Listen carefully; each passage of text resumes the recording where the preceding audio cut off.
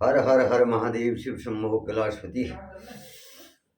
ओम नमः शिवाय, ओम नमः शिवाय, ओम नमः शिवाय। तो साथियों,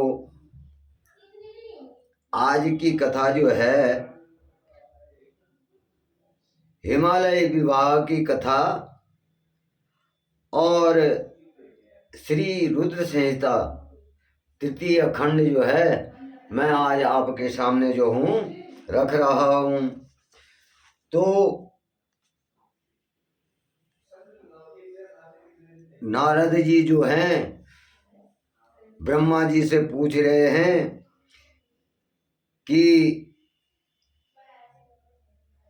हे पितामह, आपने जो है दक्ष के यज्ञ में अपने शरीर को त्याग करने के पश्चात जो है जगदम्बा सती देवी कैसे हिमालय की पुत्री के रूप में उत्पन्न हुई।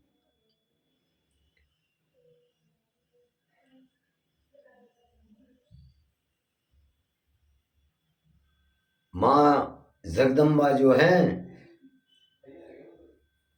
कैसे जो है हिमालय पुत्री के रूप में अवतरित हुई और उन्होंने किस प्रकार से महादेव जी से जो है पुनर्विवाह किया और उन्हें पुनः जो है पति रूप में किस प्रकार से प्राप्त किया।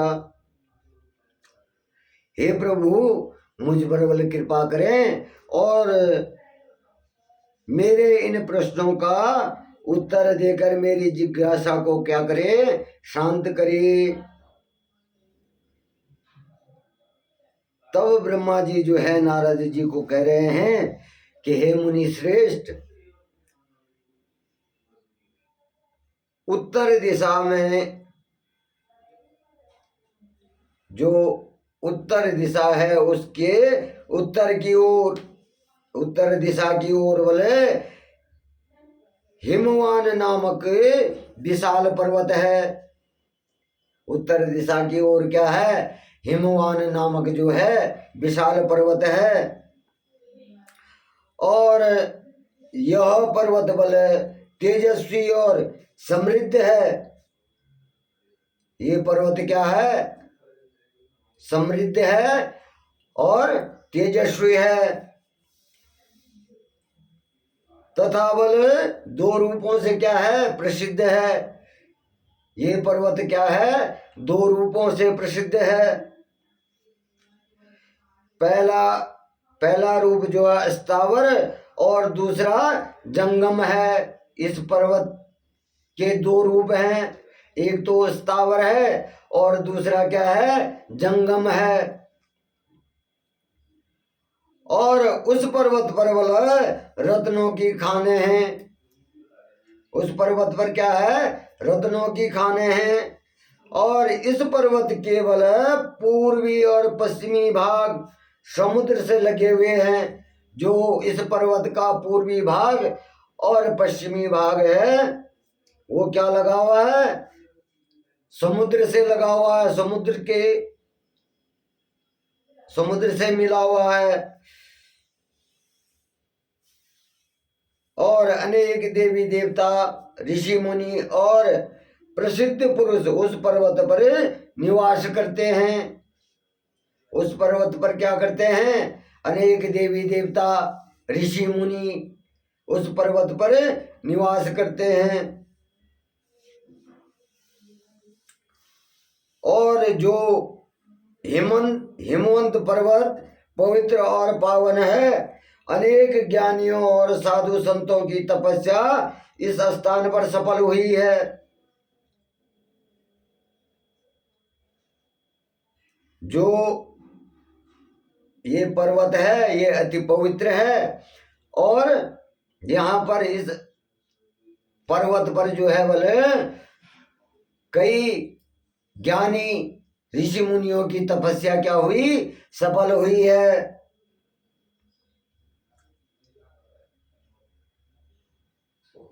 और भगवान शिव जो है,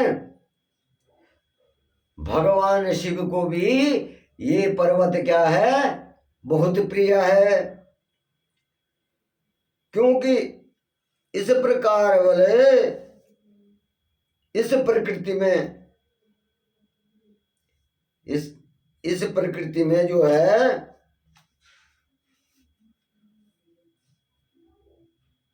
इस प्रकृति में जो हरा रंग देखने को मिलता है, इस पर्वत से जो है इस प्रकृति का क्या होता है, हरा रंग देखने को मिलता है। और एक बार की बात है बोले जब गिरिवर हिमवान ने अपने कुल की परंपरा को आगे बढ़ाने के लिए, ब्रह्मा जी कह रहे हैं कि एक बार की बात है जब हिमवान ने अपने कुल की परंपरा को आगे बढ़ाने के लिए तथा धर्म की वृद्धि करे, अपने पितरों को संतुष्ट करने के लिए, विवाह करने के लिए हिमवान ने विवाह करने के लिए अपने पितरों की संतुष्टि करने के लिए और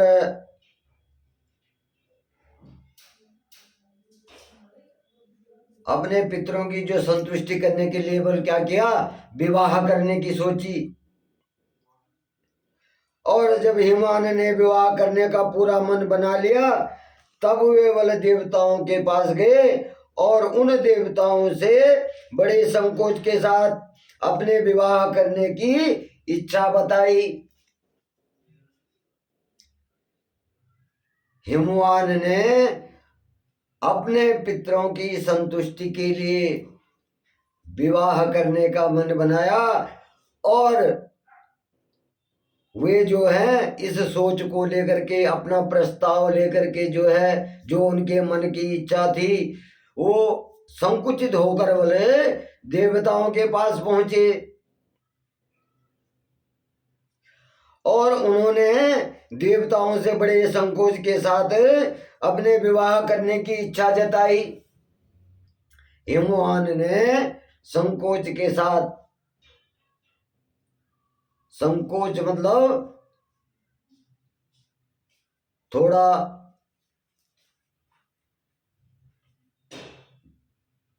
झिझक कर, उनका सम्मान, जो अपने से बड़ों का जो सम्मान होता है वो संकुचित हो जाते हैं, जिसको हमारे उसमें कहते हैं कि शर्मा रहे हैं। तो संकुचित होकर उन्होंने जो है देवताओं से अपने मन की बात कही और सभी देवताओं से जो है अपने विवाह की इच्छा जाहिर की,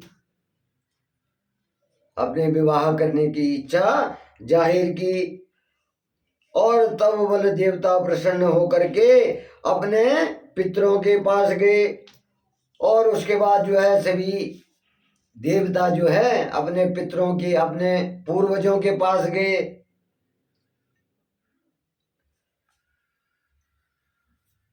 और अपने पितरों को प्रणाम कर बोले एक और खड़े हो गए।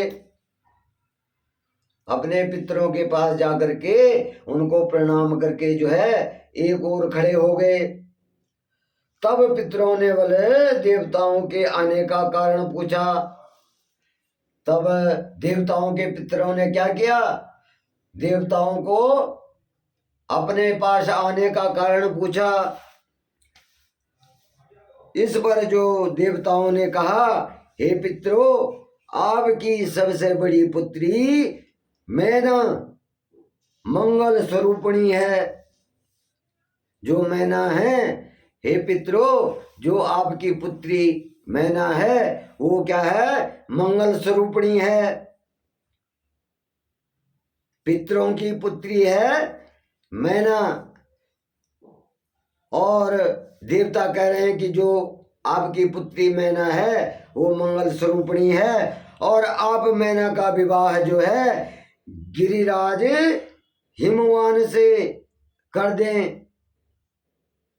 आप मैना का विवाह जो है हिमवान से कर दें और इस विवाह से भले सभी को लाभ होगा। जब हिमवान का विवाह जो है मैना से हो जाएगा तो इस विवाह से बोले सभी का मंगल होगा। आप मैना का विवाह जो है गिरिराज से कर दो और कुल में जन्मी इन कन्याओं में से कम जो ये कन्याएं हैं ये श्रापित हैं, तो इनमें से कम एक का बले एक तो श्राप मुक्त हो जाएगी। पितरों की जो कन्याएं हैं वो बले श्राप से युक्त हैं, तो इनमें से अगर हिमवंत से जो मैना की शादी हो जाती है तो वो क्या होगी, श्राप से मुक्त हो जाएगी। तब बल पितरों ने थोड़ा विचार करने के बाद इस विवाह को क्या कर दी, स्वीकृति दे दी। देवताओं के कहने पर जो है जब सभी देवता जो है पितरों के पास गए और उनकी कन्याओं में से मैना को जो है हिमवंत से शादी करने की सलाह दी, तो कुछ सोच कर बल पितरों ने फिर इस विवाह की क्या कर दी, स्वीकृति दे दी। और पितरों ने जो है प्रसन्नता पूर्वक जो है बहुत बड़ा उत्सव रचाया और अपनी पुत्री मैना के साथ जो है हिमवान का विवाह कर दिया। उसके पश्चात बोले क्या हुआ कि पितरों ने बहुत बड़ा उत्सव रचाया और मैना और हिमवान का विवाह कर दिया। विवाह उत्सव में बल श्री हरि सहित सभी देवी देवता, उस विवाह में क्या हुआ, सभी देवी देवता जो है सम्मिलित हो गए, उपस्थित हो गए और विवाह के उपरांत जो है सभी देवी देवता प्रसन्न पूर्वक अपने अपने लोक को चले गए।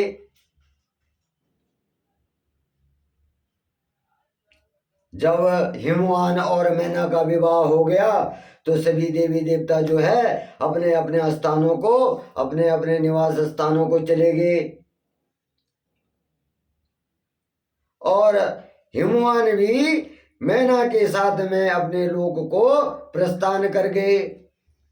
हिमवान भी जो है मैना को लेकर के अपने स्थान को प्रस्थान कर गए। तब नारद जी कह रहे हैं कि हे पितामह, अब आप जो है मैना की उत्पत्ति के बारे में बताइए।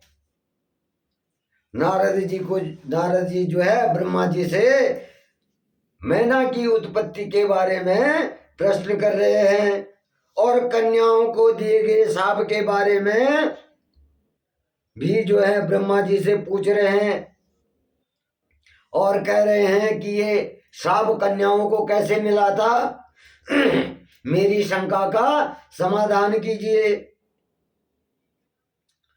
अब नारद जी के बोले इस प्रश्न को सुन करके ब्रह्मा जी हंसने लगे, ब्रह्मा जी मुस्कुराने लगे और बोले, हे नारद, मेरे पुत्र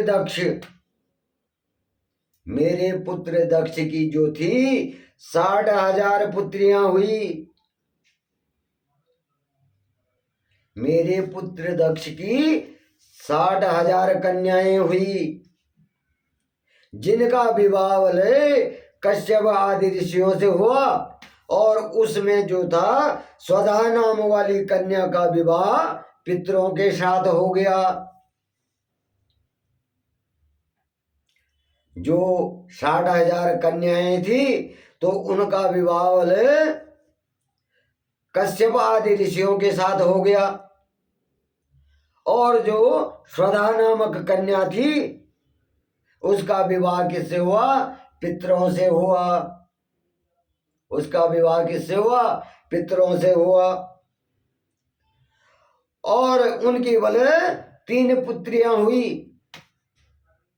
स्वधा की क्या हुई? 3 पुत्रियां हुई।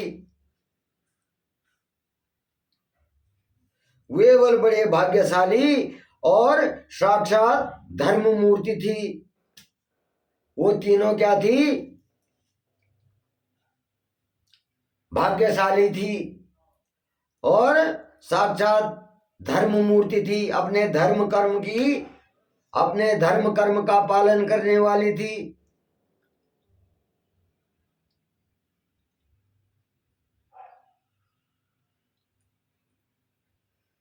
तो इस प्रकार से बोले उनका विवाह क्या हुआ? उनका जो जन्म हुआ पितृ और स्वधा के घर में जो है 3 पुत्रियां जन्मी और वो भाग्यशाली थी और जो थी वो धर्म कर्म वाली भी थी।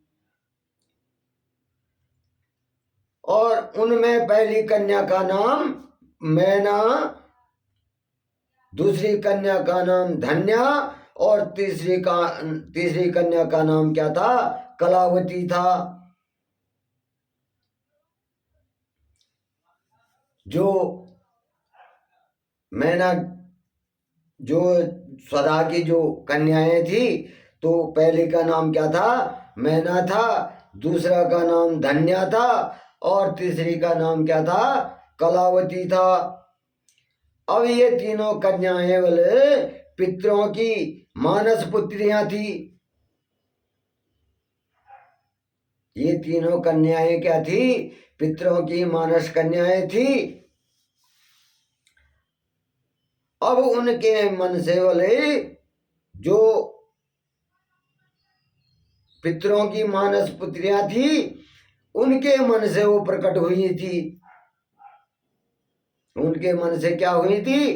वो प्रकट हुई थी। और इन तीनों कन्याओं का जन्म जो है माता की कोख से नहीं हुआ था।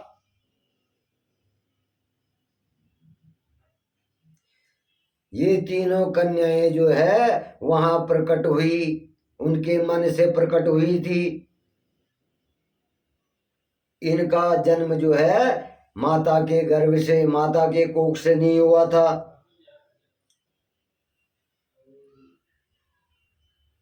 और ये बल संपूर्ण ही वंदनीय हैं। ये तीनों कन्याएं क्या हैं? संपूर्ण वंदनीय हैं। इनके नामों का स्मरण और कीर्तन कर केवल मनुष्य को सभी मनवांछित फलों की प्राप्ति होती है। इन तीनों के नामों का स्मरण करके मनुष्य को क्या होता है? मनवांछित फलों की प्राप्ति होती है। ये इन्होंने जो है जन्म नहीं लिया है, माता की कोख से जन्म नहीं लिया है। ये शक्ति रूप में क्या हुई है? प्रकट हुई है आत्मा से।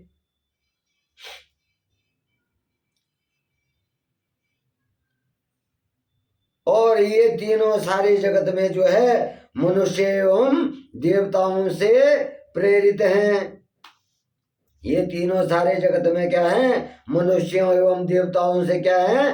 प्रेरित हैं। इनको लोक माताएं नाम से भी इनको जाना जाता है। लोक माताएं नाम से क्या है? इनको जाना जाता है।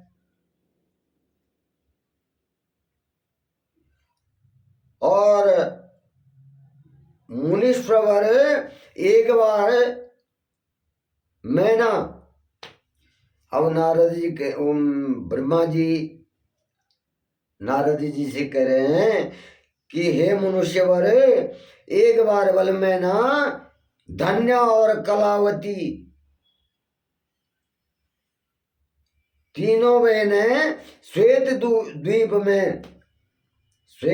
द्वीप में जो है विष्णु जी के दर्शन करने के लिए गई। तीनों बहनें जो है मैना, धन्या और कलावती क्या गई? श्वेत द्वीप में जो है विष्णु जी के दर्शन के लिए गई।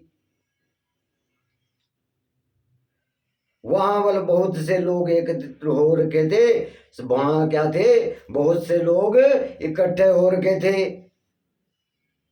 और उस स्थान पर मेरे पुत्र, ब्रह्मा जी कह रहे हैं कि उस स्थान पर जो है मेरे पुत्र जो है सनकादि भी आए हुए थे। वहां क्या थे, मेरे पुत्र जो थे सनकादि भी आए हुए थे। और सबने विष्णु जी की बहुत स्तुति की। सभी लोगों ने जो है सनकादि वगैरह सब लोगों ने जो है भगवान विष्णु की आराधना स्तुति की। और सभी सनकादि को देखकर वाले उनके स्वागत के लिए खड़े हो गए।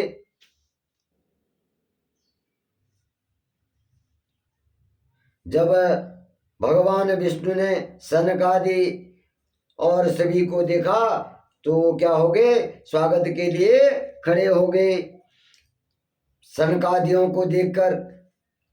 परंतु ये तीनों बहनें वाले उनके स्वागत के लिए क्या हुई,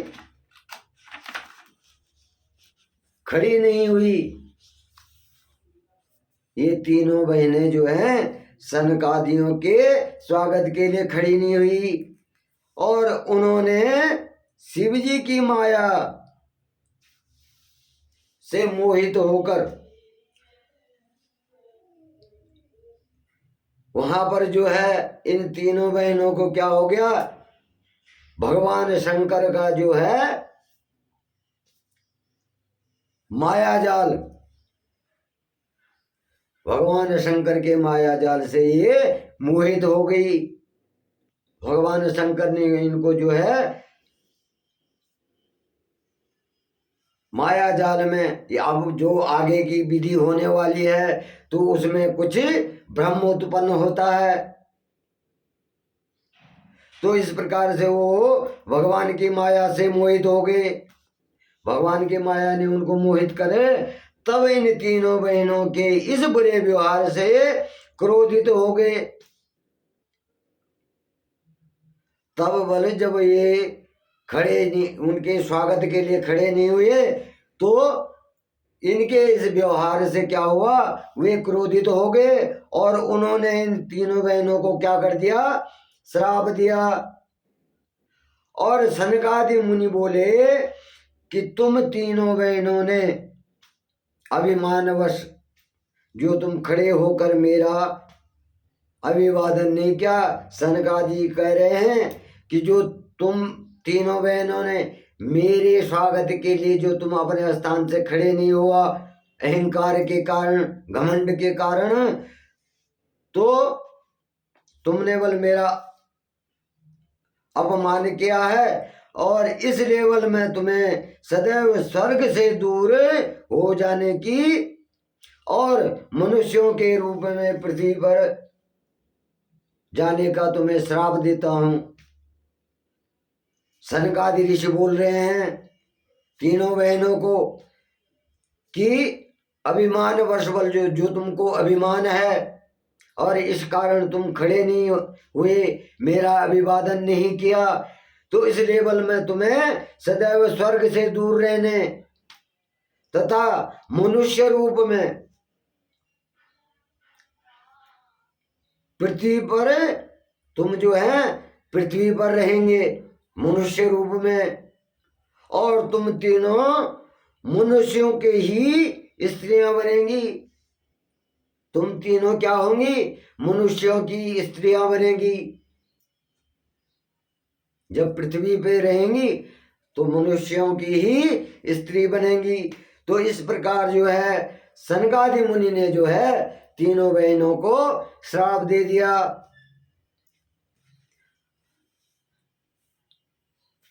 और इस प्रकार से तीनों साध्वी बहनों ने चकित होकर ऋषि का वचन सुना और तब अपनी भूल स्वीकार करके वे तीनों सर झुका करके सनकादि मुनि के चरणों में गिर पड़ी। जब सनकादि ऋषि ने जो है उनको श्राप दे दिया और उनके श्राप को सुन करके तीनों बहनें क्या करने लगी, उनके चरणों में गिर पड़ी और उनके अनेकों प्रकार से स्तुति करने लगी और उन्होंने अनेक प्रकार से क्षमा याचना की। तीनों बहनों ने जो है सनकादि ऋषि से उनकी स्तुति करी और उनसे क्षमा याचना करी और अपनी गलती की भूल के लिए जो है उनसे प्रार्थना करने लगे। और वे बोली कि हमसे मूर्खता हो गई है और जो हमने आपको प्रणाम नहीं किया, अब हम पर कृपा करें और हमें स्वर्ग को पुनः प्राप्त करने का कोई उपाय बताएं। श्राप तो आपने दे दिया है और हमसे गलती हो गई, अब हमारी भूल को, हमारी गलती को क्षमा करें और हमें फिर से बल स्वर्ग की प्राप्ति के लिए कोई उपाय बताएं।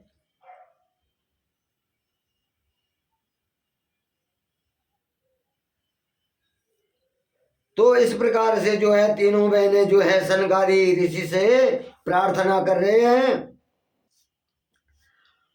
तब बल सनकादि मुनि ने उनसे कहा, तीनों बहनों से, कि हे पितरों की कन्याओं,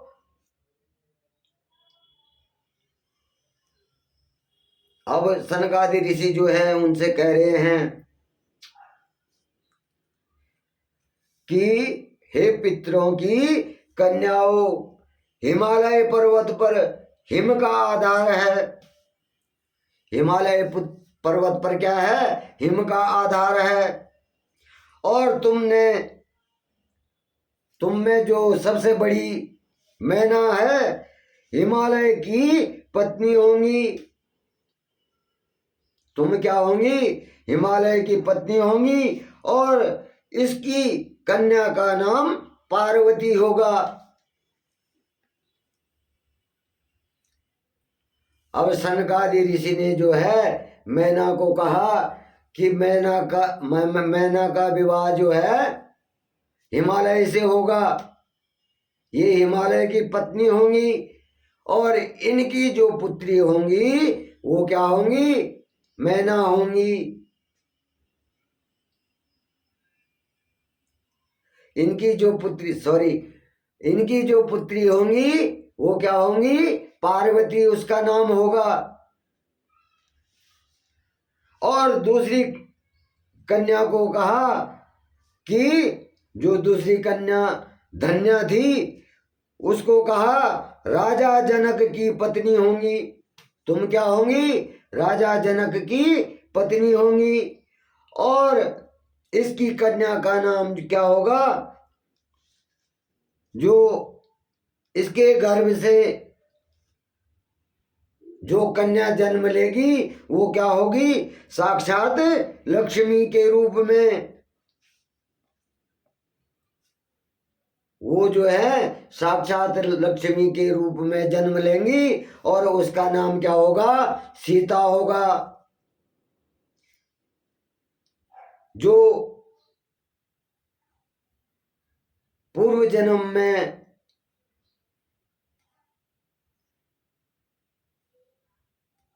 धन्या थी, वो अब जनक की पत्नी धन्या हो गई है। उसको जो है सनकादि ऋषि ने उपाय बताया और उनके गर्भ से क्या होगा? माता सीता का जन्म होगा। और इस प्रकार जो तीसरी पुत्री कलावती है, जो तीसरी पुत्री पितरों की तीसरी पुत्री है कलावती, तो उसका विवाह किससे होगा? वृषभानु। वो क्या होंगी? वृषभानु की पत्नी होंगी।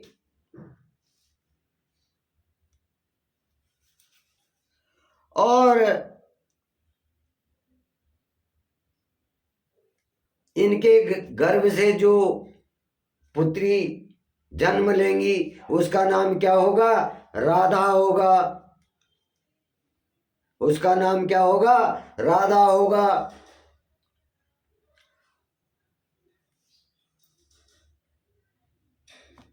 अब यहाँ पर जो है माता पार्वती, माता सीता और राधा जी का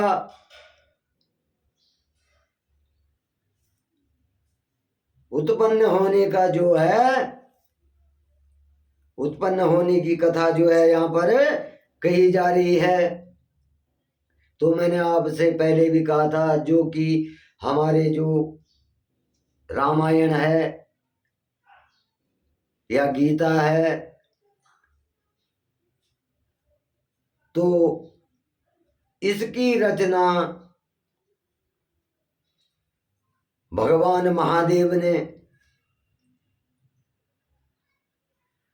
प्रथम ही इसकी कथा रच दी थी। विधि ने इसका विधान लिख दिया था पहले ही कि अब ऐसे करके जो है जगत का कल्याण होगा, दुष्टों का विनाश होगा।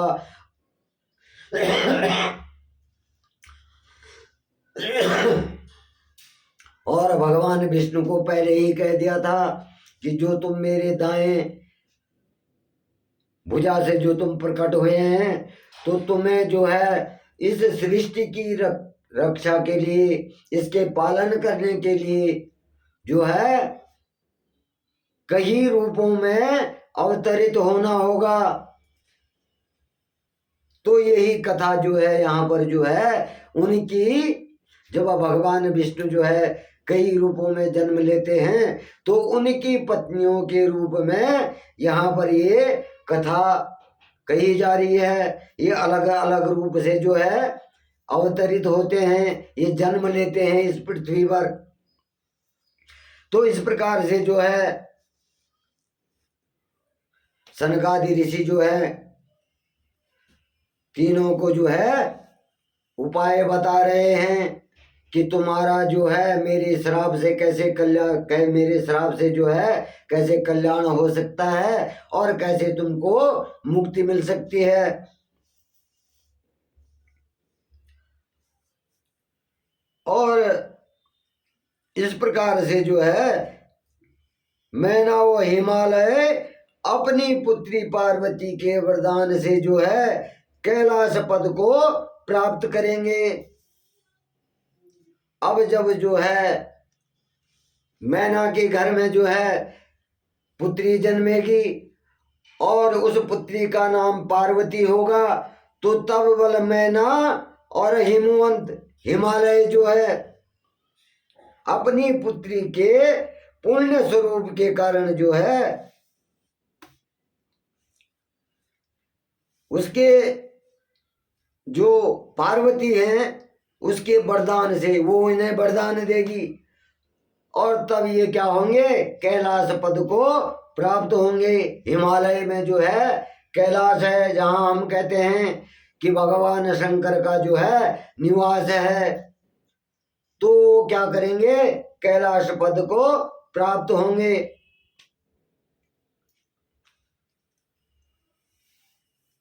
और धन्या और उनके पति राजा क्षीरध्वज,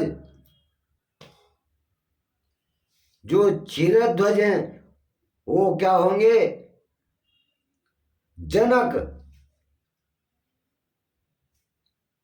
वो क्या होंगे, जनक देवी सीता को जो है पुण्य स्वरूप के कारण वो जो क्या करेंगे, वैकुंठ धाम को प्राप्त होंगे। जो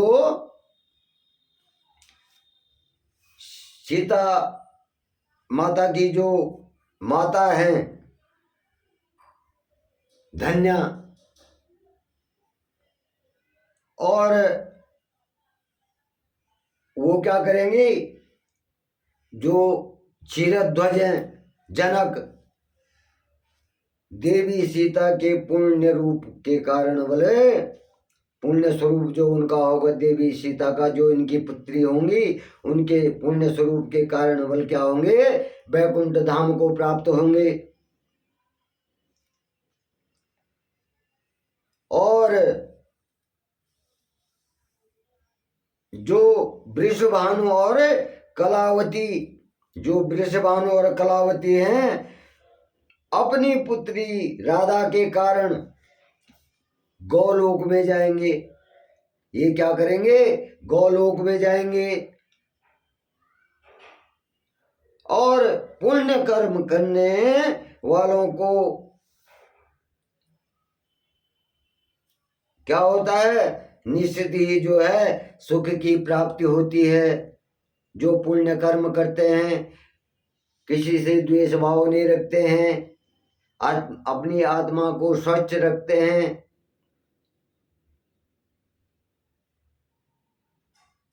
तो उनको क्या होता है बोले? निश्चय ही क्या होता है?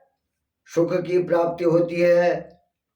इसलिए सदैव जो है सुख का जो है सदैव सत्य का मार्ग, सदैव ही जो है सत्य के मार्ग पे मनुष्य को चलना चाहिए। और तुम पितरों की कन्या बल होने के कारण जो है, तुम जो पितरों की कन्याएं हैं, तुम बल जो है स्वर्ग भोगने, तुम जो है स्वर्ग भोगने के योग्य हैं, परंतु बल मेरा श्राप भी अवश्य ही फलीभूत होगा। जो मैंने तुमको श्राप दिया है वो भी मिथ्या नहीं जाएगा, वो भी फलीभूत होगा। परंतु जब तुमने बोले मुझसे क्षमा मांगी है तो मैं तुम्हारे श्राप के असर को कुछ कम कर सकता हूं। जब तुमने जो है अपनी गलती के लिए जो है क्षमा मांगी है तो मैं तुम्हारा श्राप जो हूं कम कर सकता हूं। तुम बल जब धरती पे अवतरित होने के कारण जब तुम धरती पर अवतरित होंगी तो उसके पश्चात बल तुम साधारण मनुष्यों की भांति ही रहोगी। जब तुम धरती पर अवतरित होंगी तो तुम क्या करोगी?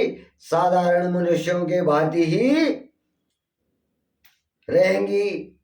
जो साधारण मनुष्य करते हैं उसी प्रकार से तुम भी व्यवहार करेंगी।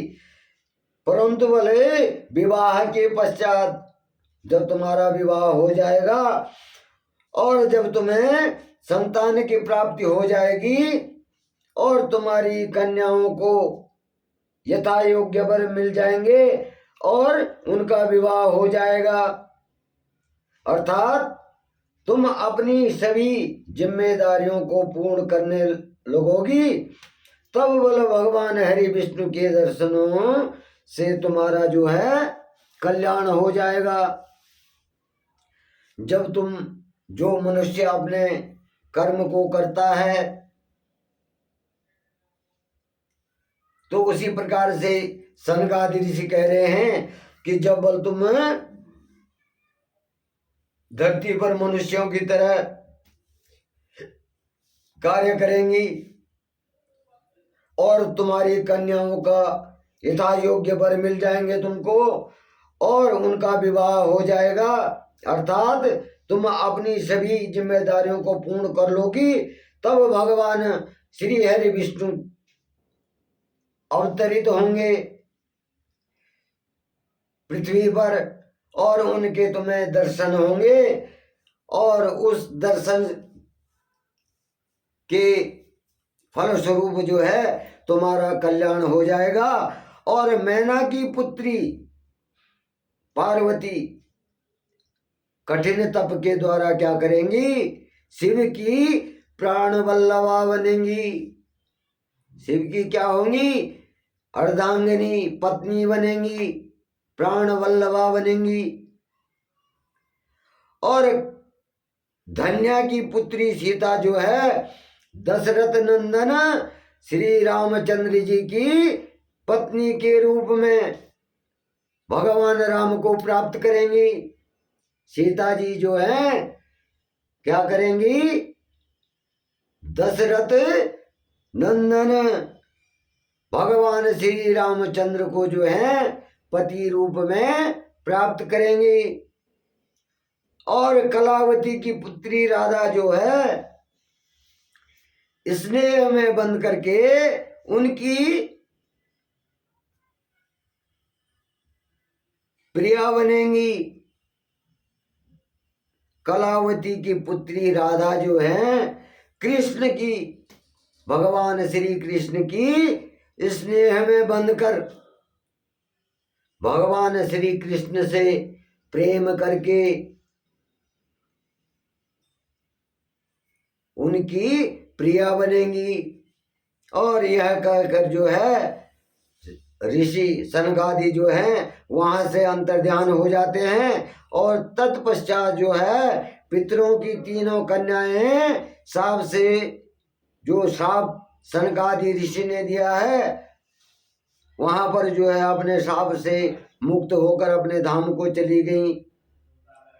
उन्होंने श्राप तो दे दिया, अब श्राप भी है उनके साथ में, अभी पूर्ण मुक्त नहीं हुई है। लेकिन जब इनका विवाह हो जाएगा,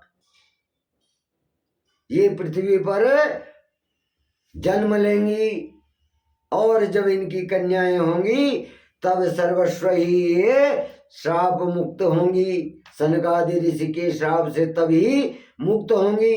तो देवताओं ने जो है अब मैना का विवाह की, जो मैना है उनका विवाह किससे करवा दिया? हिमवंत से, हिमालय से। अब जो मैना है वो हिमालय की पत्नी है। अब यहाँ जो है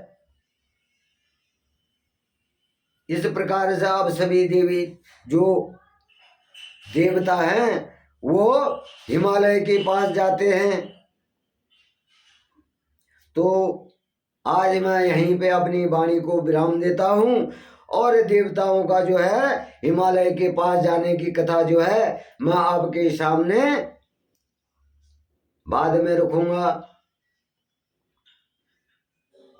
और आप सभी साथियों पर जो है महादेव की कृपा बनी रहे, श्री महाकाल की कृपा बनी रहे और आपके परिवार में शुभ सौभाग्य का माहौल बना रहे। भगवान शंकर की कृपा आप सभी के परिवार पर रहे।